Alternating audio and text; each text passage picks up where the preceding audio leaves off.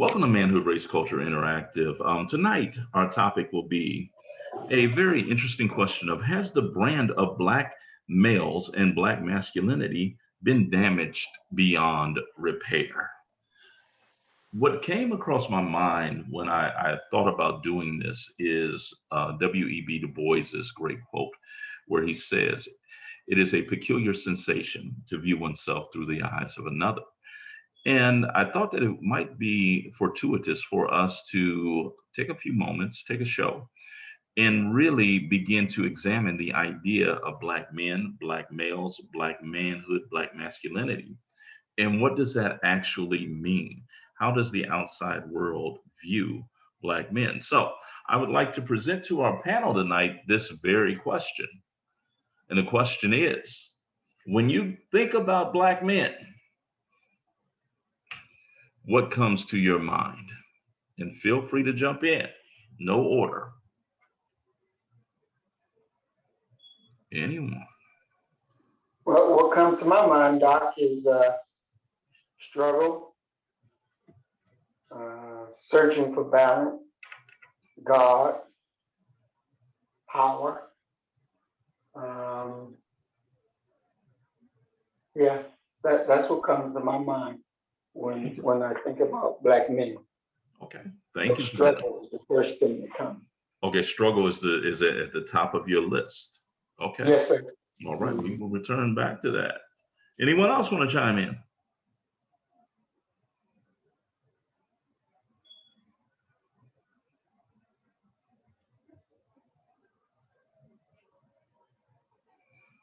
Okay, Brother Muhammad, it seems as if you're the only one who wants to comment upon this. When you talk about the idea of struggle in Black men, my question to you would be quite simply, what type of Black man are you thinking in your mind?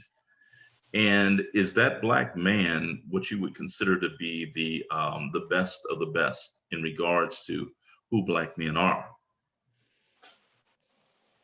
Uh, all levels of Black men, those who have a knowledge of self, those who don't have a knowledge of self, those who are quote unquote deemed successful into the white man's world, those who are in the modern term quote unquote woke, um, every level I see struggle, and none actually has made it to the level of, or that point where you can say, I finally made it.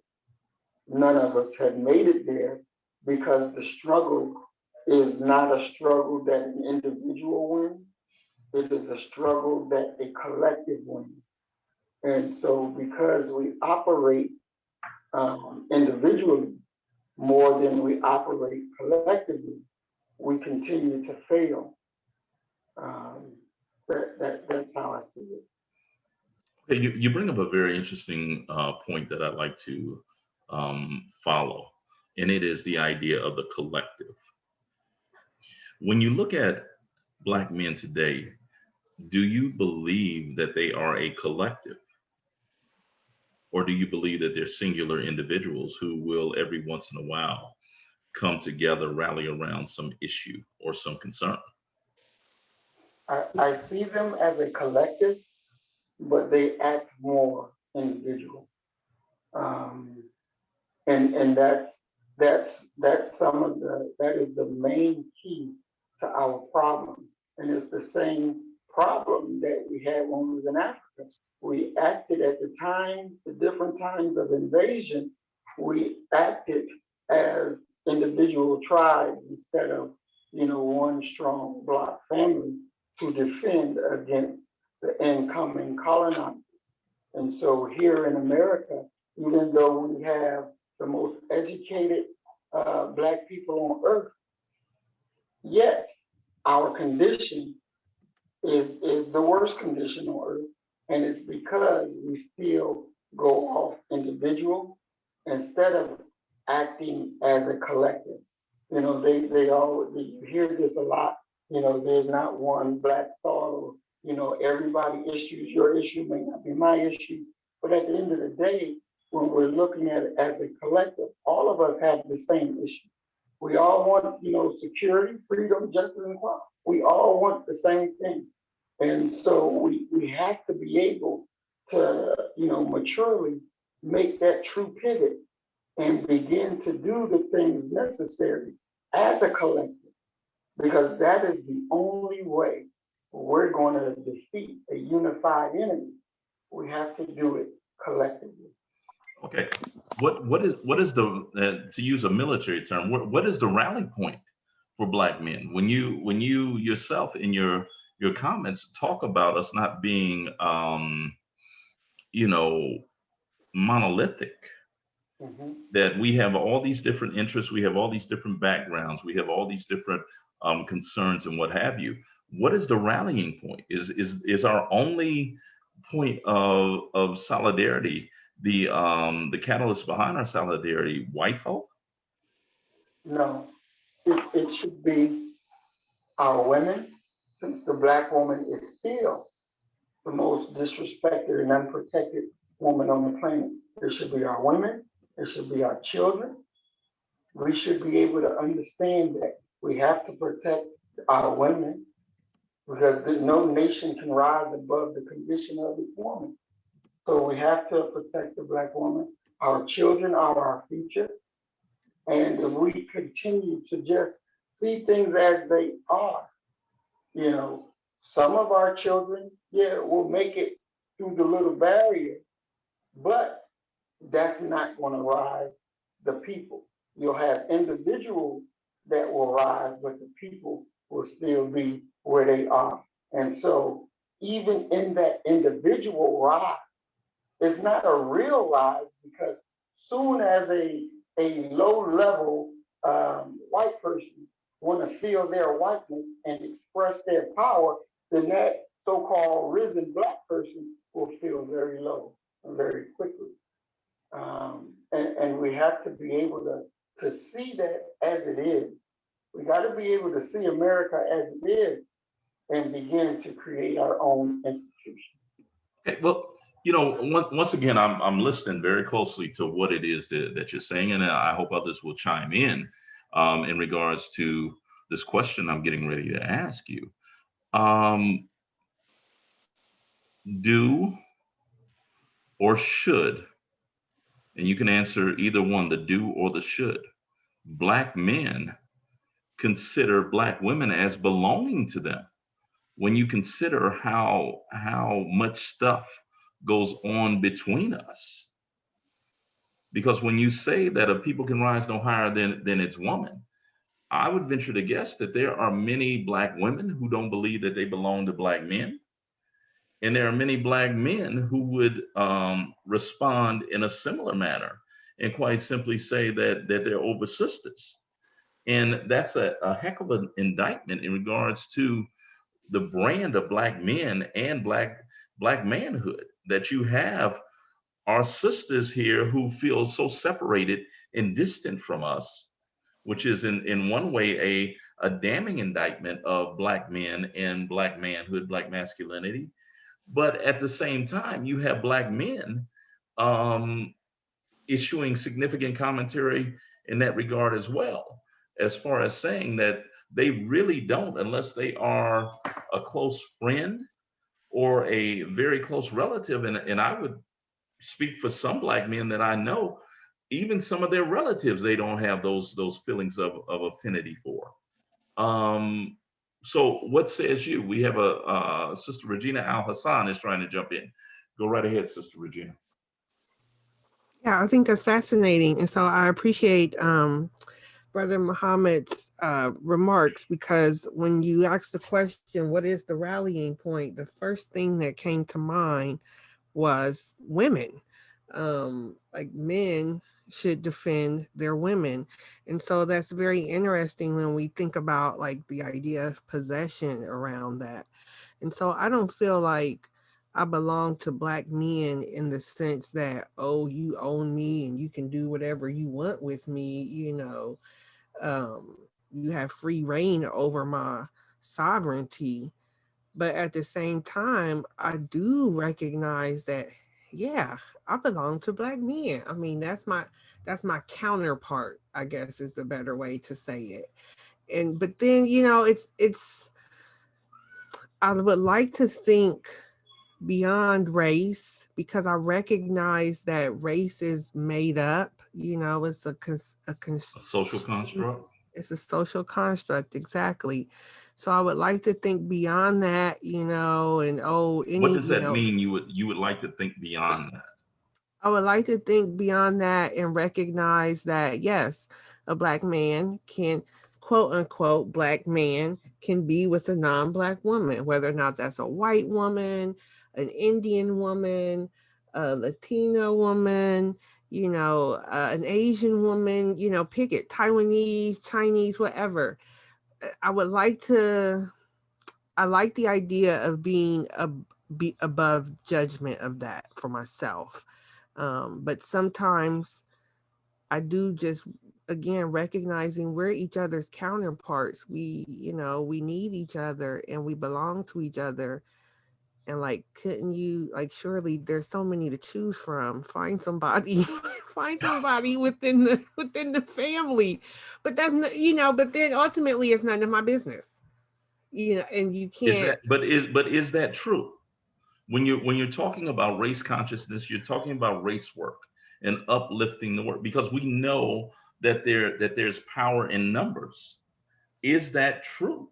That it's none of your business? Is who a person loves such an individual choice that it has no impact upon the larger group?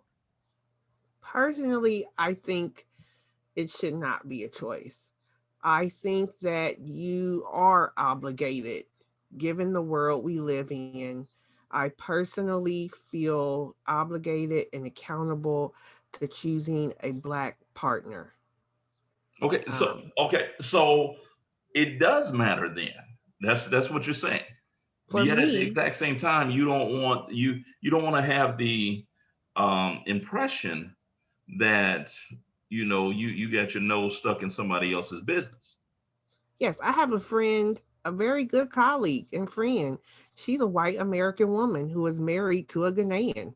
Both of our husbands have been here the exact amount of time, same amount of time. Came on the same K1 visa, got married in the same 90 days. In fact, I got married August 2nd and her husband arrived August 2nd and they got married like the week later. So on one hand, I'm like, woohoo, that's awesome. On the other hand, I'm like, man, you couldn't find a sister? But then I have to go a step further and be like, I'm sure it's some Ghanaian women like, damn, you couldn't find a Ghanaian to my husband, so I completely recognize that race and culture, I have a different perspective about it. And Okay. so I try not to be judgmental because I recognize I can go to Ghana and be considered white Okay. Or and Bruni. that be a complete, a valid reality for some people. So I try not to be judgmental. At the same time, I wish we would all make a choice to choose black. Okay. What does that say? And anyone else want to jump in? Feel free, jump in right now. But Doc, I want to just say real quickly, it is our responsibility to make sure that You mean as we black look men? after As black men or black people?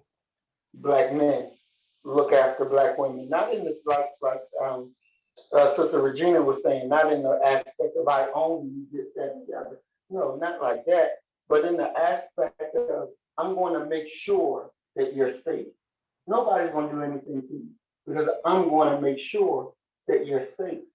And when we operate like that, that changes the dynamic and that changes how we relate to one another. So for me, I see it as my responsibility, whether she know me or not. I'm there. That's my responsibility, and I cannot let my responsibility down. And like I say all the time, I got girls, and so they would expect, since I taught them, they would expect to see me put that into action if the thing needed to be done. So it's our responsibility. And it's the same way that I raised my son. It's our responsibility. So when Jabbar was in high school and he saw this girl getting into a fight, he immediately jumped in to stop the boy from fighting the girl. Now that meant that him and the boy started fighting and he got suspended. But I told him it was an honorable thing that you did. And what you're not in trouble. What you did was right and it was honorable. And you were good, you did good for that. And so, that made him feel a whole lot better. But this is the thing that we have to do. It's not a choice. This is something that we have to do. And I rest my mind. Okay. Thank you for that, brother. Brother Otis? Hey, what's up, y'all? It's glad to be back. Yeah, I agree with those sentiments just about exactly. I would love to say that, as a part of humanity, I'm going to help defend humanity because I'm a part of that. But I have to put an asterisk there and say, I have to tip some kind of different benefit to Black people, and especially to Black women. But at the same time, I am very hesitant to say that I own Black women because I recognize a lot that there's a problem with those kind of, relationships. I mean, I've been dealing with that for the past couple of weeks with a friend of mine that's involved with a certain group that puts women beneath them explicitly. And it's like, it's Black, but how do you deal with that? And I know this brother's wife, and it's like his wife is a phenomenal woman, smart woman, and she loves this dude, but at the same time, she willingly submits herself to this thing that I think is beneath her. And it's like, and I think, it's like, man, it has to be something better than that. And I don't know where we go from that. And my brother defends his masculinity. I mean, as far as he can, as being a Black man, but I see problems with that because, I mean, what good is your masculinity if it calls for you to keep this woman beneath you in a certain servile position where, she has to confer to you, help you first of all, even above herself. What example is that for your daughters? But it's not my place to say anything in a sense, and it's like, well, but if you talk about women overall, you're gonna be talking about her. And it's like, it's a weird thing to confront. And I think like, well, how do you defend Black women without, making them servants, so to speak? I don't know how to do that. Okay. Well, my question, thank you for that, Brother Otis. My question that I would like to present to you guys is quite simply, what is the payment that Black men are due for protecting Black women? Is there any payment? I don't think there is. I mean, it's the right thing to do. Okay. Okay. I mean, So if a brother is standing in the gap for sisters, if brothers, let's keep it general. Brothers are standing in the gap for sisters. And we know that we have this thing amongst a part of our populace, which is quite simply that many Black women have, and admittedly, everybody has their own different story, their own experiences and what have you. But maybe these sisters have been dragged across the coals by Black men, let's say by a series of Black men. And they decided that Black men are the equivalent of persona non grata for them. And they refuse to even be civil, polite towards Black men. Do Black men, is it an absence of manhood or masculinity to almost give those type of women over to whatever outside force is going to deal with them? Or do you still have that duty to stand in the gap for them? And that's for anyone.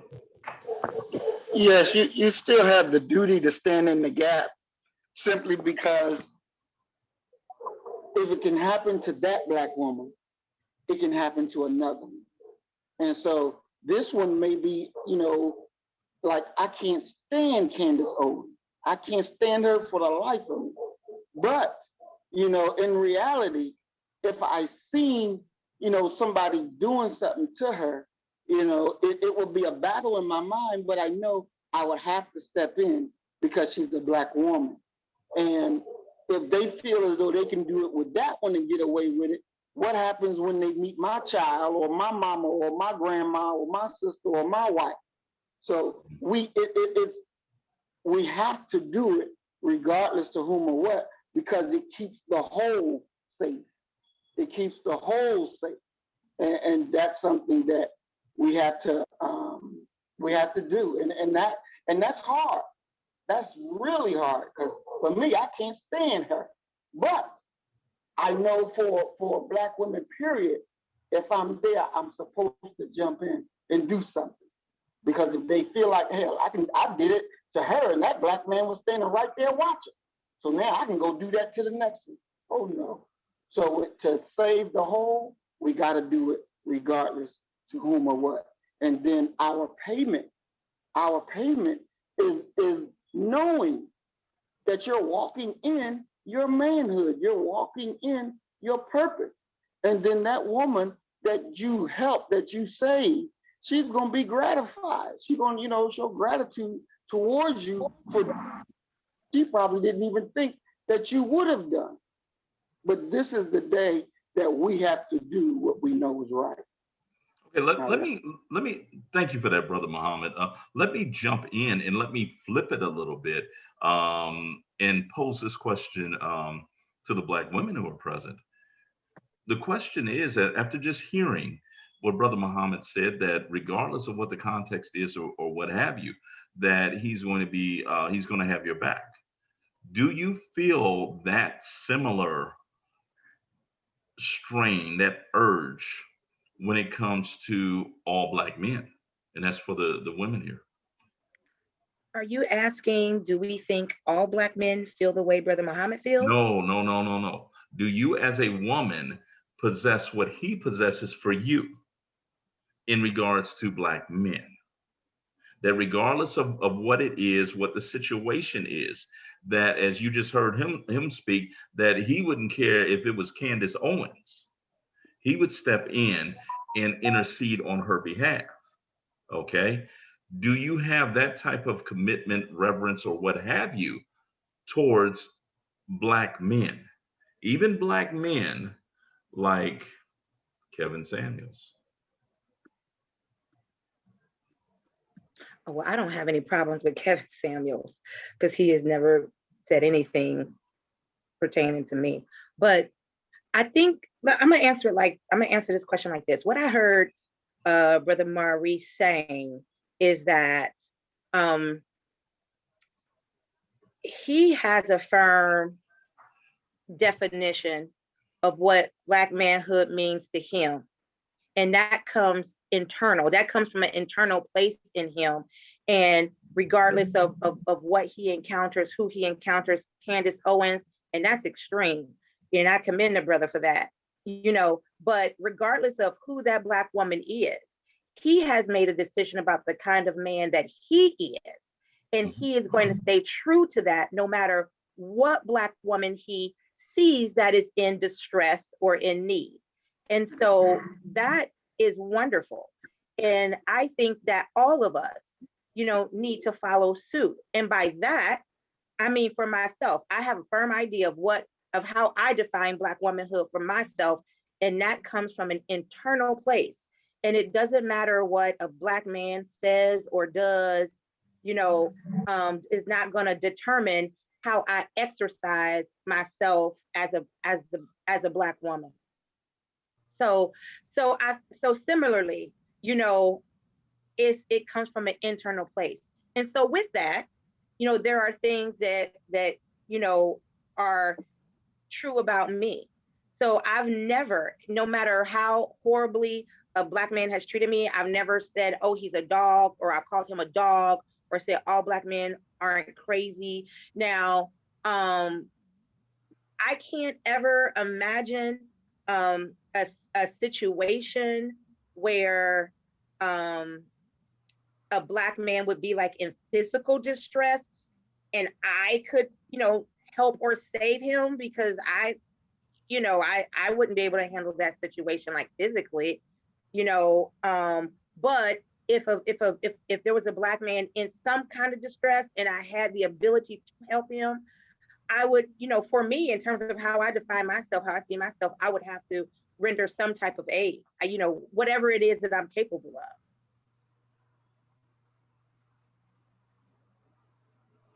Okay, thank you for that. Thank you for that. Sister DC, you have your hand up. The floor is yours. Well, I've been listening. And to answer the question on the floor right now, I think that when sisters just get to the point that they have been disappointed over and over again and betrayed over and over again for no good reason, that we kind of turn a blind eye. It's like, hey, bro, you on your own. I will always defend my friends, people who have shown themselves to be my friend. All right. Always. I'll go to the wall for those people. But,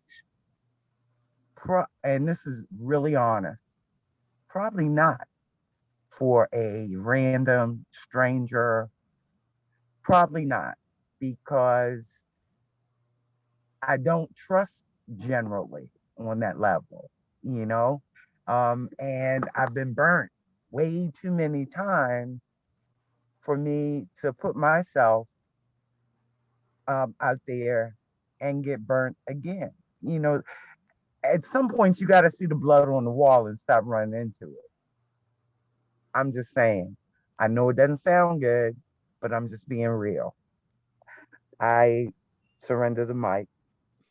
Yeah, we definitely appreciate your honesty about that. One of the things for me is I hate when people come out in public and they give the PC answer when in actuality that when the game is going on, that their reactions are something very, very much different. My question for the group would be, could you define for me what Black masculinity is? How do you know when you're dealing with someone who has a healthy dose of Black masculinity? Okay. What are their actions? How do you define, how do you recognize that? Can I jump back Oh, in? for sure, Sister DC, go ahead. I'll say that there is a sense of humility. There is a sense of confidence. There is a sense of um, doing the right thing for the sake of doing the right thing. There is a sense of maleness, no femininity associated whatsoever. I can't stand a feminine man. I can't. I can't. Well, let me say, I can't abide it. I get away from it, move far as far away from it as Okay, possible. I want to put a pin in that and stop you right there, All right. because I would like for you to explain what it is that you mean by a feminine male, because many of those males would try to say, well, my expression of manhood is still as valid as everyone else's. So what exactly are you talking about when you talk about a feminine man? I'm talking about the flamboyance, the being just too much, the processing your hair, polish on the nails, even if it's clear polish. Come on, really? I'm talking about displaying uh, characteristics that are associated generally with women, being hysterical, being and there are a lot of women that aren't hysterical, but it's a female trait. When you see it, you think female. Um, I'm talking about those things. Okay, thank you Um, for that. But and go ahead and return back to your answer. I hated to disrupt you. Go ahead. Okay. But as I state, it's just for me, um, the humility of a brother. Uh, being humble is so underrated. Being honest, being transparent, being a man of your word, being willing to, be be the cover, be the shelter, for Black women and Black children. Um, being willing to help whenever you can help. Um, those are all the things to me that I think about when think about a masculine or a male man. Um, I don't know. All right. Thank you. Thank you for that, Sister DC. Brother Otis, or AKA OG, jump right in. Thank you. Yeah, for me, I'm trying to find something new and different as far as masculinity goes, or get rid of it altogether, because um, I believe I can't discount. I can't discount my gay brothers and sisters, my trans brothers and sisters. And what I learned more is, as I do that as a Black man, I often find myself alone. Um, just the last time I was here, we played a thing about with DMX. He spent over a bar and a half rapping about not being gay and bashing gay men. I grew up around that. I have gay people in my family now, and I have gay siblings. That rings totally different to me now. But to really go out on that, to go out on the limb for them means you're going to transgress some common norm of manhood, especially while Black. And the more I do that, the more alone I find myself, and the more alone I feel. Most brothers ain't having it. They don't want to be identified with anything gay. They don't want to accept anything gay or trans. I mean, yeah, these folks are getting beat up and assaulted and murdered from other Black people. I encounter religious folks who talk about trans folks like they shouldn't be here, yet they claim the love of God. I don't want to part of that God. That's how far I'm from willing to stand in that. And so I'm looking for something that to either I'm going to cast this thing away, get rid of it, or redefine it, because I don't want to associate myself with that, because I think these people are people. They have rights. They deserve love. They deserve a compassion and a place. And if masculinity has the room for them, I don't want a part of that. Thank you for my time. Okay, Sister DC, go right ahead. Jump right in. So let me clarify my position. I don't agree with labels of heterosexual, homosexual, gay, transgender, whatever. I believe each person is a human being and should be their best self. I don't want anyone to, I'm not going to say that. I would never uh, assert my female heterosexual self um, be, for whatever reason. It's nobody's business. I am who I am. Um, I have good days, I have bad days.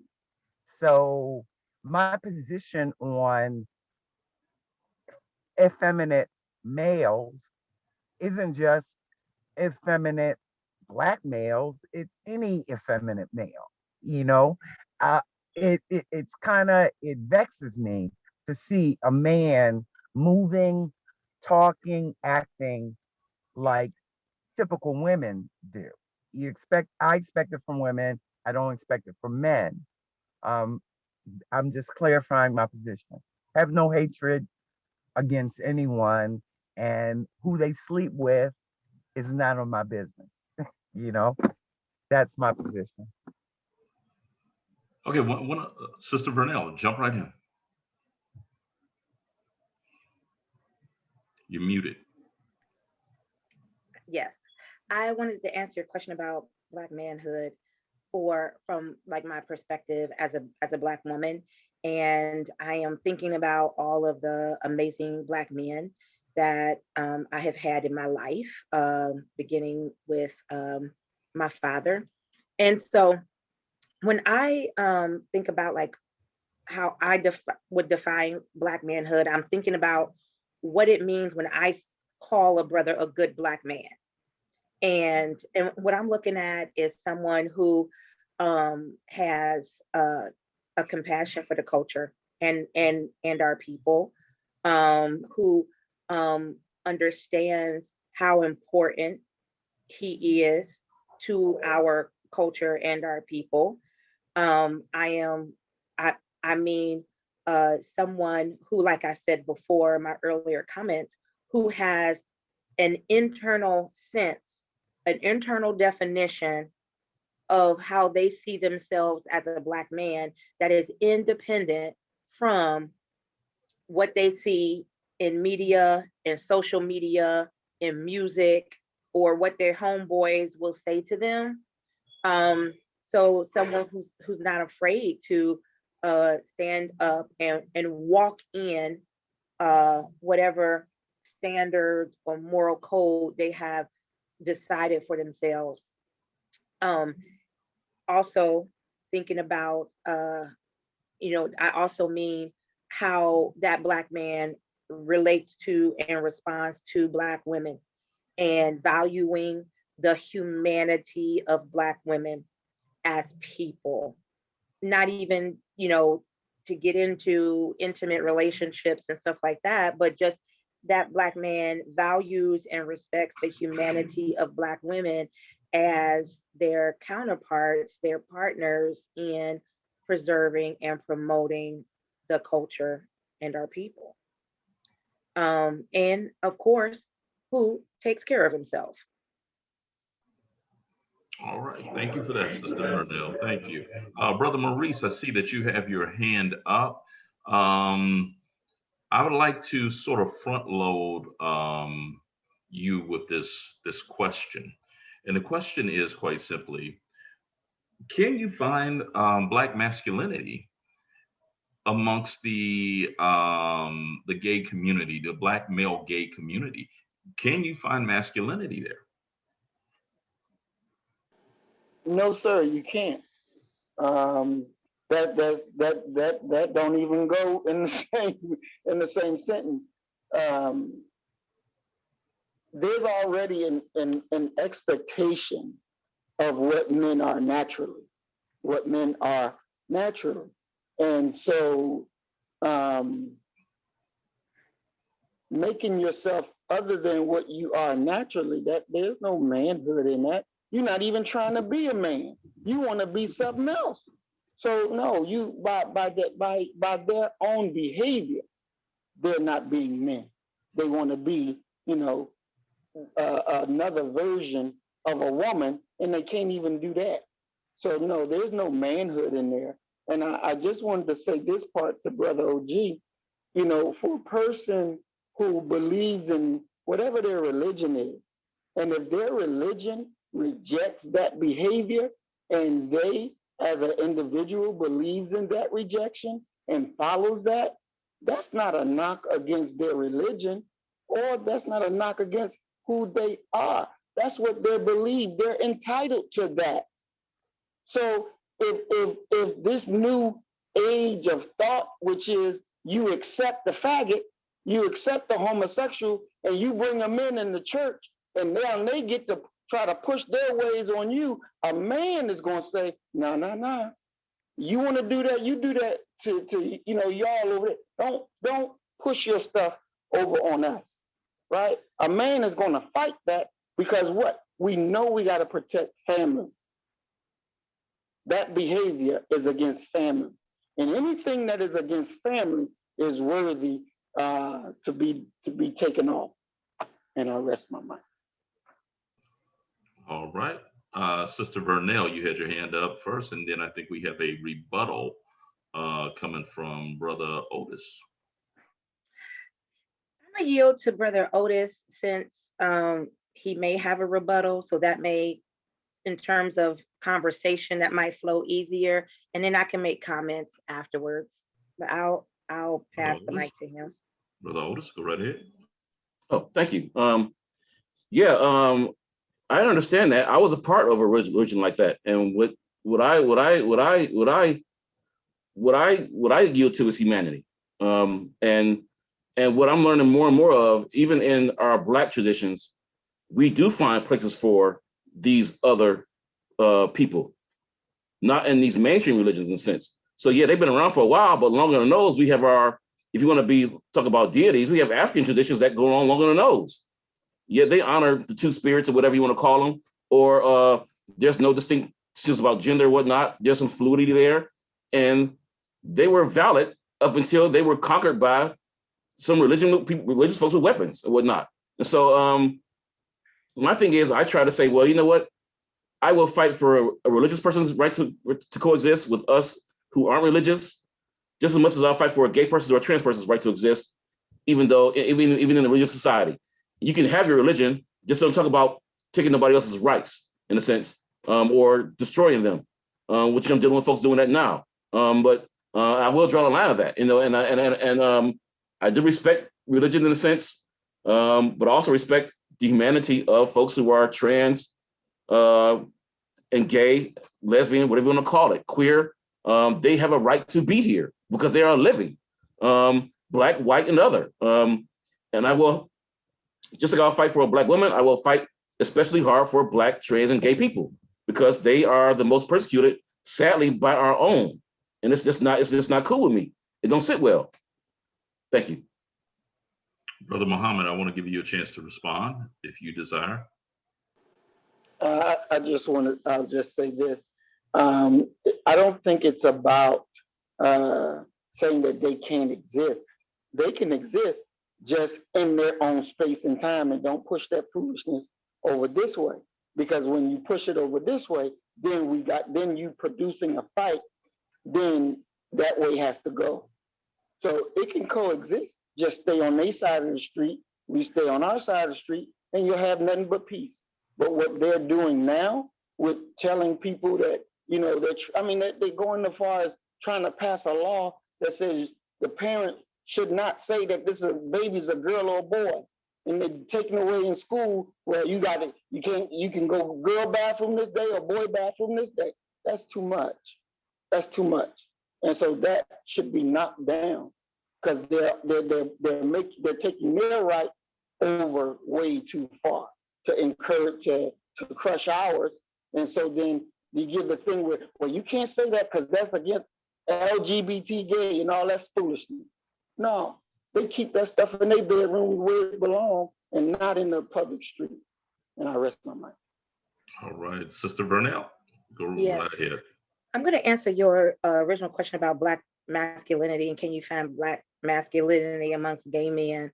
And I'm going to say yes. And I'm going to preface that with saying so what is your definition of Black masculinity?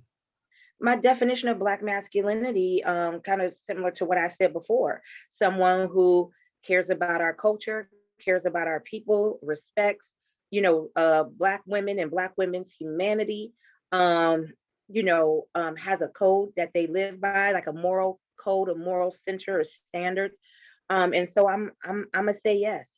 And I'm speaking from just my personal experience with gay Black men.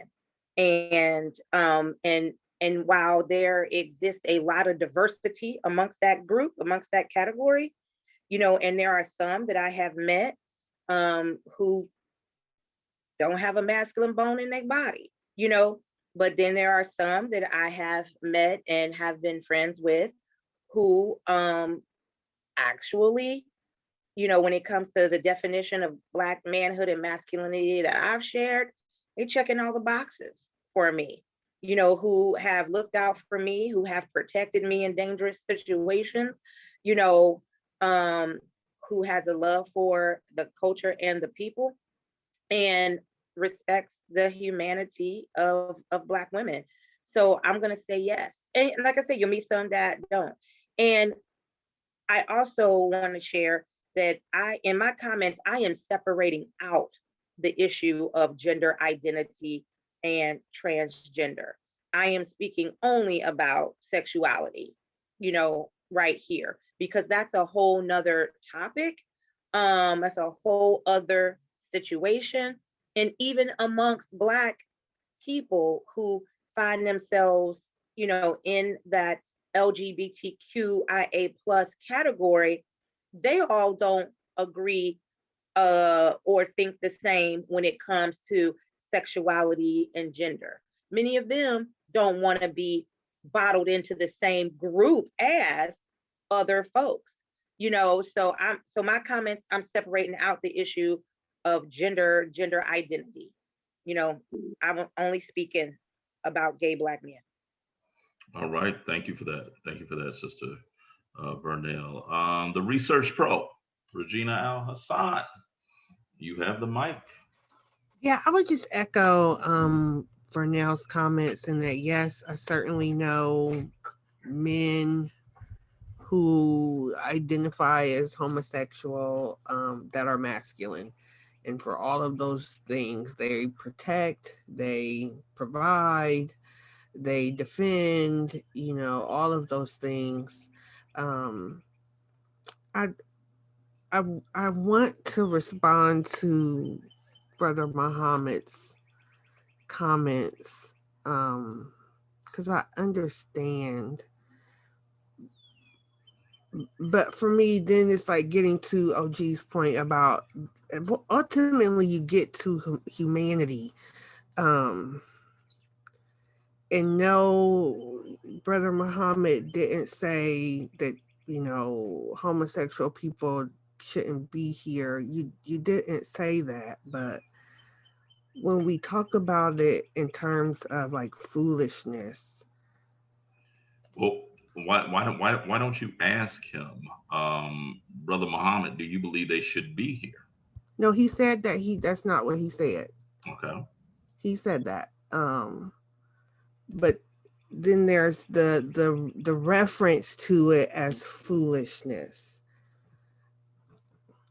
And so that's troubling. And so I want to let that just sit and listen and be like, that's his opinion. But that's troubling because ultimately it's troubling because it really is indicative of like you it's not even just you don't agree with it. It's the regard that you have for those people, for people who claim that. It demonstrates a level of disregard. And it's hard to just sit and listen to that. Because we should have, they deserve regard. And if someone feels strongly about their identity and what they want to be called and how they want to be, addressed, then why not? What's it really doing to us? And I do, believe me, I am completely on the side of balance, divine feminine, divine masculine. We need, I am a defender of the Black family. But then when we get to the space of humanity, what I also recognize is it's not my job to judge. I'm not God.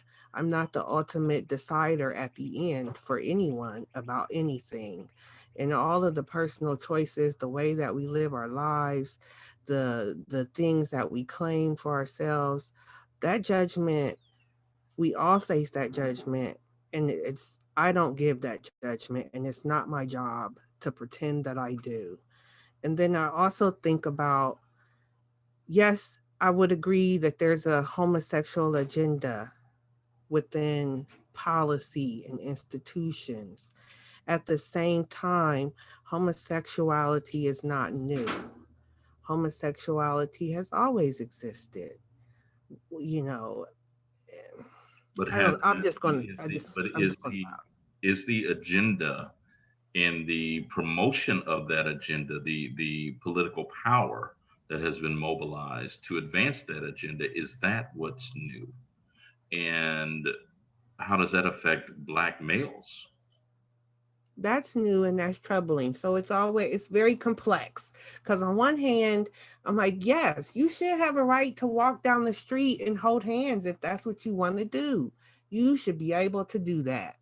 At the same time, I don't want my daughter, my 6-year-old, to be in school in a class being taught about homosexuality. I don't want her being taught about sexuality at all.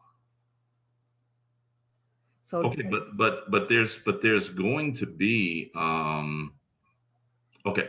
Let me try and force my thoughts right now, and this is definitely partially inspired by the commentary of Brother OG. The idea of embracing this panoramic humanity perspective, that we all have rights and we all have a right to be on this earth and to live as human beings. It seems as if Black folk are probably the most likely group to adopt such a broad and permissive perspective to their own dereliction, to their own agenda, to their own political power being scattered, being not mobilized. Whereas other groups may say that in public, but they're still pushing their own individual agenda at the exact same time. Is that a strategic error for Black America? yes, it is. But I don't know how to, what do we mobilize around? I think it should just be Blackness. I think it should just be pure Blackness. Um, but I don't know how to make that happen. I mean, that brings up, and Brother Muhammad, I see your hand. That brings up a very interesting question that I'll just mention real quickly, and hopefully we can touch upon it. Are the different variants of Black male homosexuality recognizing themselves as Black first? Or are all these other ingredients and these variations and variants or what have you, are they sometimes taking that top priority spot or equal priority? Brother Muhammad, go right ahead. Thank you, Doc.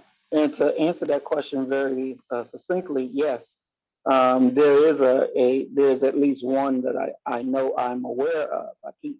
I forget his name. What are you talking about? Make that plain. About he's homosexual, but he's Black first. Okay. And he's an activist, and he's out there. He does this thing, and he makes that very clear that yeah, I'm homosexual, but I'm Black first. That comes before any and everything. So I do know of him that's like that. But one thing that I would say is this, back to Sister Regina, because I have homosexuals in my family. And my family is a religious family. So even when, a few of them got married or whatever, the majority of us did not come because we don't believe in that. And, they know that it's not against humanity to have your view. Because when I was growing up, there was a homosexual that lived on my block. And I didn't even know he was a homosexual. I didn't even know he was a homosexual till I was grown. And he never pushed his way on anybody else. He did his thing in the privacy of his home. When he was out there on the street, he was on the street, and we all knew him, Rob. Wah. And Rob, going back, he would, put his hand down like a female does, and stand there and talk to you. But it never dawned on me, all that time growing up, that Rob was a homosexual. I was grown when it finally dawned on me that that's what he was. But yet he kept that in its proper place. These days, and when I say that this foolishness, because it is, when you come and you want to push your way on people who, that's not our way, because you're presenting a fight now that it would be no fight if you kept your thing where it belongs, in your own home, in your own bedroom. It is your existence should not require my approval. It should not require my approval, so don't ask for it. Keep it where it belongs, and you're gonna do your thing, and I'm gonna do my thing, and we'll get along fine. But because they're making these overt actions against what we would call normalcy, then it's threatening, our way of life, and that should not happen. That should not happen. And so that's why I call it foolishness. I'm not discounting them as human beings, as individuals, because those who are like that in my family, I love them. I love them. I don't love their way. And if they were to push that, then I would tell them the same thing. That ain't gonna work for me. I think it's a healthy respect that has to be built. And I don't think that the homosexual side have that healthy respect. I think they feel as though they got their foot on the gas pedal and let's push it all the way. And I rest my mic. I'm going to jump in. Go right ahead, I, DC. I agree with every word that. Let me say this before you say what you're going to say. Those of us who have been here long enough, we recognize that Sister DC is under a whole lot of pressure with this job and what have you. And before we began, she shared, "I'm only going to be here a couple minutes, brother. Then I got to go. I got to go and lay down." So it's definitely been a riveting discussion. That Sister DC has sacrificed her sleep to remain here with us. The floor is yours, my sister. Amen. Yes. So I agree with everything Brother Muhammad just said, every word, every pause, every breath that just came from his mouth. In our current America, people who assert their sexuality are more protected in the workplace than any African American. If they know you're gay at the job, they're very cautious. They're very, very, very particular. They're not gonna fire you really, because that'll open up a whole can of worms. But African Americans in general, oh, you know, forget them, whatever. I have nothing against anyone. All right. I believe in what Muhammad just said. I keep my sexuality in my house. Keep yours in your house. When I come outside, I'm a person. I appear female. I sound female. I smell female. But that is just my gender. That has nothing to do with who I choose to sleep with. And it's nobody's business. And I don't want to know your choice. It's just as simple for me. I'll also say that, ooh, I almost got engaged to this guy.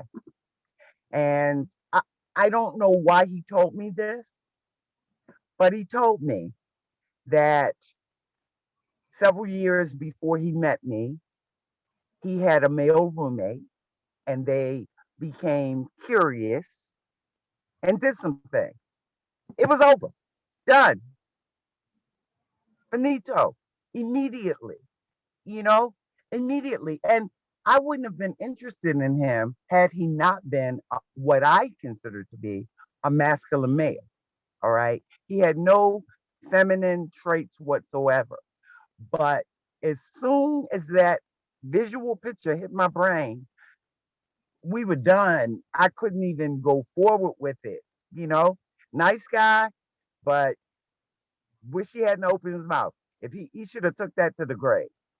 You know, I'm sorry. We've gotten kind of off the left now, talking about a sexual preference instead of our black men and what their role in our black race is. I thought that's how we started out. Well, you know, with these conversations, there's no telling what twists and turns are coming.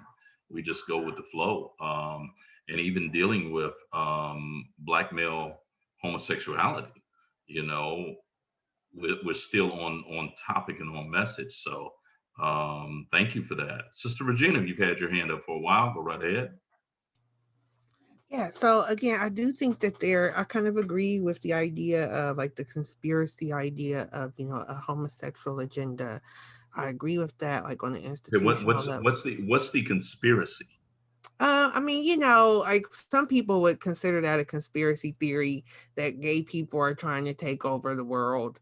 And that, they're setting up laws and legislation and policy to their maximum benefit at the detriment of of heterosexuals. Um, and I see that in some instances, I see how that can be true. I wonder though, is that really reflective of Black homosexuality? Or is that, another spin on white supremacy that really is about gay white men? I think that's something that we have to confront. And so I don't think that the gay agenda, in quotes, is inclusive of Black people by and large, Black and non-whites, and working class. I don't think it's inclusive of everyone. So that's one side. But again, it's a very complex issue because yes, keep it in your home, but I also have grown to a point where I don't think everyone, people should be expected to hide certain parts of themselves if they don't want to. If you want to keep it in your home, so be it. But just like, no, I'm not going to be at the park with my husband having sex and be like, we married, it's okay. I'm not going to do that. But I am going to be at the park holding hands with my husband, and I anticipate that will be okay. And I think that the next person, whoever their mate is, they should feel free to hold hands in the park without feeling like somebody going to bust them in the head with a brick, or you follow them home and kill them. I think that they have that right. And when in some policy I agree with. So if a people have decided we're going to be partners for life, this is my spouse, my wife, my husband, whatever, they deserve family benefits offered by the company. And if they have to get married, legally married, to get those benefits, to pay for one health plan, to be able to claim each other as beneficiaries or whatever, and get all the spousal benefits, I'm not totally against that. I think they have a right to. Okay, let me And let me that's let me ask you this before we move to Vernell, and I would like for you to touch on this in your commentary as well, Vernell. Do Black gay men have any role in the African American freedom struggle? absolutely.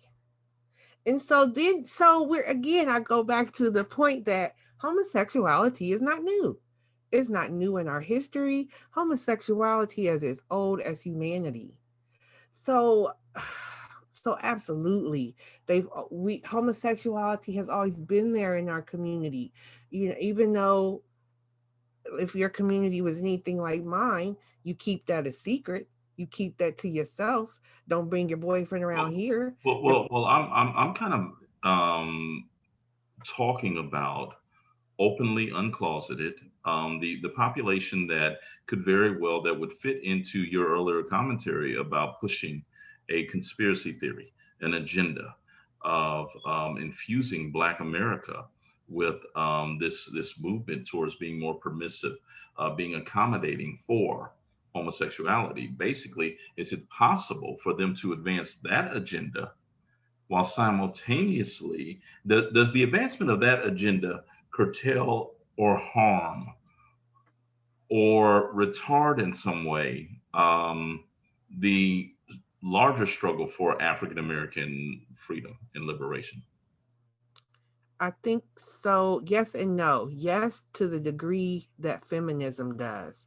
So just like Black women are able to recognize our intersectionality, we're able to stand up for feminism and women's rights, etc. At the same time, we're able to advocate for Blackness, our culture. We're able to do both.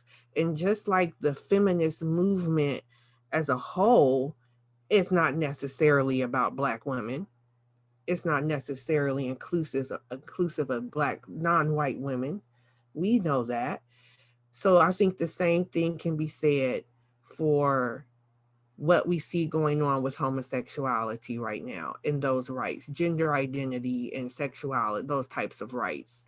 That larger agenda can most definitely be about white supremacy, even though it looks like it's about inclusion. And so then if you're within that community, you have a job to fight for your Blackness as well as your sexuality or gender identification. And I think just like as a Black woman, I can navigate both spaces. I can be for feminism and at the same time be like, but also Black women specifically.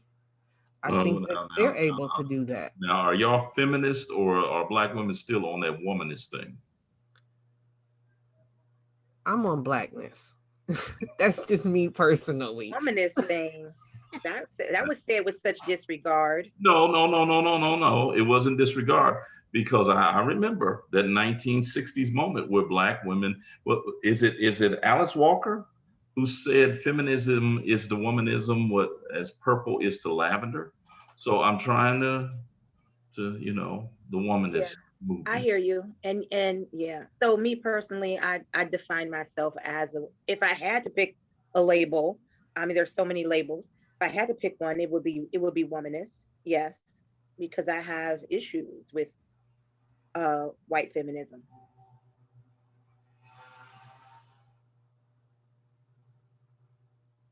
So dealing with the larger question that I presented to the research pro, is it possible that the advancement of the agenda, the gay agenda, if we can use that terminology, um, does it retard the larger struggle for African American liberation? Do we need to all be on, and this is somewhat of a scary thought, do we all need to be on the same page in regards to liberation? And it leads to the subsequent question that I know that you know where I'm going. Who gets to determine that? What that page will be? What's written on that page? Go ahead, Sister Virginia. I don't think that I think the only thing that we all need to agree on is that white supremacy must die. And that white supremacy is such a large and insidious and nasty monster that rears its head in every area of life and society globally. That's the only page we need to be on. And so if folks, Black people, we're not a monolithic group. There is such rich diversity amongst us and such talents and gifts among us. So we need people to work in different areas. We need all hands on deck to work in different areas. And so to me, sexuality is part of that diversity. And so as Sister Regina was saying, I believe that gay Black people can navigate those spaces of wanting to be treated as any other citizen of the United States, as well as advocating for their Blackness. I think that they can navigate those spaces. I also agree with Sister Regina that what we see as the gay agenda, it ain't Black people that's driving that at all. They not driving it. They not the co-pilots. They not the ones looking at the GPS. They're not. Black folks is not the ones doing that. And so I think that gay Black people, they want the same thing that I want. And that is respect my humanity, don't trample on my rights as American citizen, and I'm trying to move this culture forward. And so I do think that Black gay people have a role in our struggle for liberation. You know, I'm rooting for all the Black people who want to push our culture forward. And if anybody wants to join me in the particular work that I'm doing in my little corner, you know, of the universe, I don't care what their sexuality is. You come on here with me and help me lift or help me assist people with getting out of poverty. By people, I mean Black people getting out of poverty and making better decisions for themselves. I don't care what their sexuality is. Yes, Regina, I'm rooting for all the Black people who are rooting for all the Black people. Brother Otis, it's on you. Oh, okay. Yeah. There is an agenda, and I think right now, whatever agenda it is going to be tainted with racism, because if white people are in it, it's going to be tainted probably with that. You see it happening before our eyes. I mean, some of these conservatives, these right-wing conservatives, get a backbone when they find out, oh, well, their son is gay or their daughter is gay or something like that. We have a senator here in Ohio, basically was against gay rights until his son was gay. Now he's for it, but he quietly goes about it. And then yet you got gay folks died in the street, particularly Black. You don't say shit about it. And now your son is gay. Now you're standing for it. And so it's just that kind of hypocrisy. It's kind of like, you know, it's just bullshit, if you want to be honest with it. I mean, to me, as a Black person, there's room under the tent for everybody. We are the people that shows that, you know, we have all of that in our family. Light skin, different shades of hair, different religions, different sexualities, just different genders, yet you don't see all that necessarily chaos until certain extremism get involved, usually with religion. But normally we've existed for a while with that. I had gay family members as a kid, knew it or didn't understand it, but still we didn't want to ostracize them. Now to the point you got some Black people want to kick them out. And again, they ain't thinking about us. Only thing they want to do is they want to stop being assaulted, stop being murdered, and be able to express themselves in public. Somebody say, well, I don't care about you, do what you want to do in your house. You as a straight person go out there and kiss your mate and not be worried about nobody looking at you crazy. But if a homosexual does it or a trans person does it, they look at it as if they don't belong. It's just not true. And for a while, I mean, look at Native American culture. It's been here long before Christianity, long before Islam or Hinduism. It's been here. They did it. They had names for it. They had spaces for it. Yet we excluded that once we got this dominant, arguably white man's religion, in a sense. So I just think right now, you can't do it. We can't have policy that addresses Blackness, Black issues, and gay issues, because Black issues are gay issues. There are gay Black people. There are trans Black people. They need help. They need government assistance, just like everybody else does. We should make space for that. You don't got to agree with them, but at the same time, you don't got to, you know, I'm not going to let you sit here and go out and try to kill somebody. That's what I did with these knuckleheads on the street right now. Some knucklehead, be a Hebrew Israelite or some other extreme religion, they low-key talking about killing gay folks or beating them up. They ain't hiding it. That shit is wrong. I ain't going for it. And what you find is, if you're a Black man and you say that, you are often alone and you are basically turned on. I mean, these guys would rather side with Donald Trump against gay folks than side with Black folks. So I'm Blacker than they are. So fuck that. No, I'm sorry. Excuse my language. Right, brother. I love OG's passion. I love his passion. I love his passion. Okay. Well, we reached the conclusion of our programming, and I would like to offer up for anyone who wants to seize it. Don't want to appear to be biased towards anyone, but one final comment dealing with our original topic of, has the brand of Black men and Black masculinity been tarnished beyond repair? Does anyone have a final statement in regards to that? Any final thoughts? A little quick. Confusion and distraction. That's what I've heard this evening. Okay. Confusion and distraction. Okay. Thank you for that, my brother. Thank you. He chimed in at the very last minute. He's been measuring like he's over there playing double dutch, trying to figure out. I was trying to catch up. I just, it's been well said. A lot of great stuff has been said. All right, brother. Well, thank you all for coming. And we will head out the way that we always head out. So, Brother Maurice, please come forward and take us out. Yes, sir. Excellent program as always, Doc. As we always say, you kill a nigga in you, I'm gonna kill a nigga in me, and our God will reign supreme. We are Black first, today, tomorrow, and forever. Love you, family. Peace and blessings. Assalamu alaikum. Shalom. Peace. Love you all.